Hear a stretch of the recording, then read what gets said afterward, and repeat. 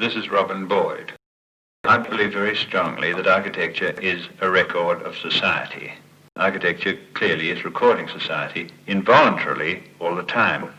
Because of this, it has various moral implications.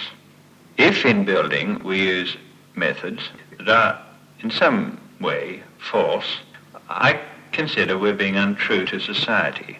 A building, however beautiful, if it's using false methods that aren't absolutely true to the nature of the materials and to the nature of the function which is being housed in that building, such a building is untrue to society.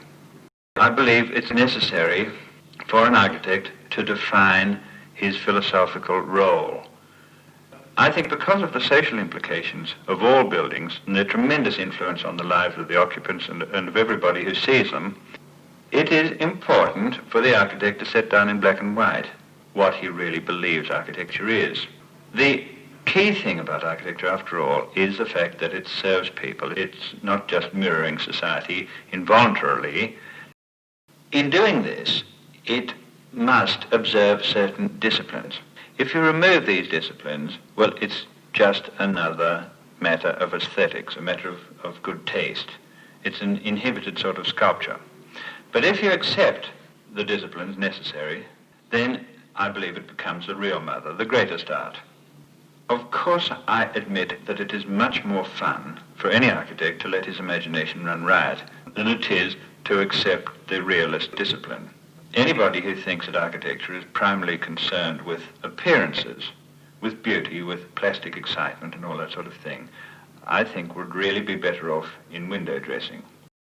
The problem is then to search your soul and your buildings and to try to ask what is really realistic here.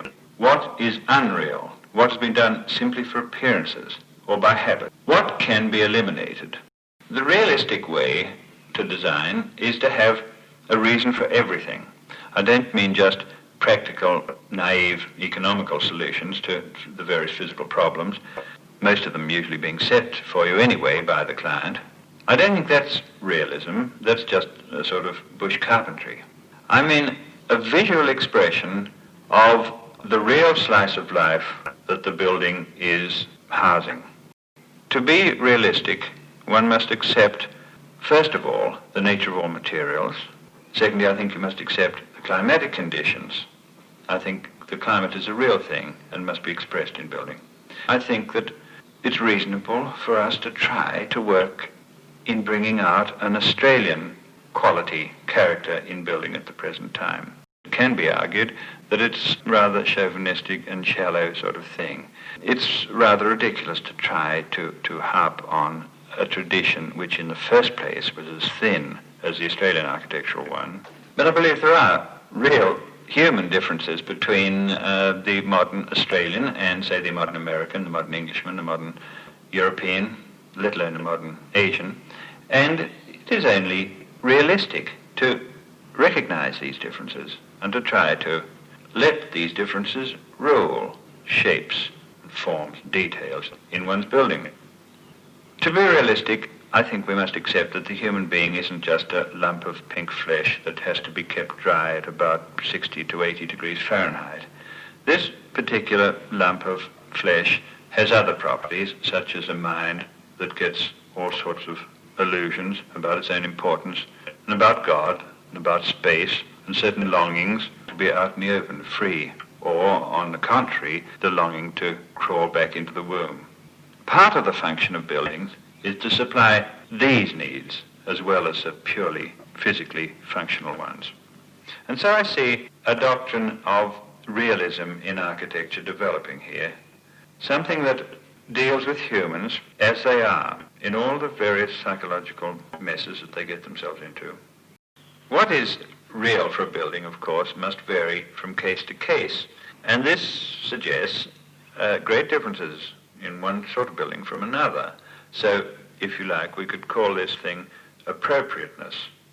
I'm asking for a building to have appropriate character and to use appropriate materials all the time. Now, character means, I think, integrity and wholeness, everything directed to an end. In other words, you could say this is simply the old artistic aim of unity. Having nothing in a building that doesn't add to one central theme. And how one achieves this is by some artistic idea, not two ideas or three, of course, but just the one idea for each building. It's something that you try to draw out of the physical requirements and the budget and the likely materials to be used.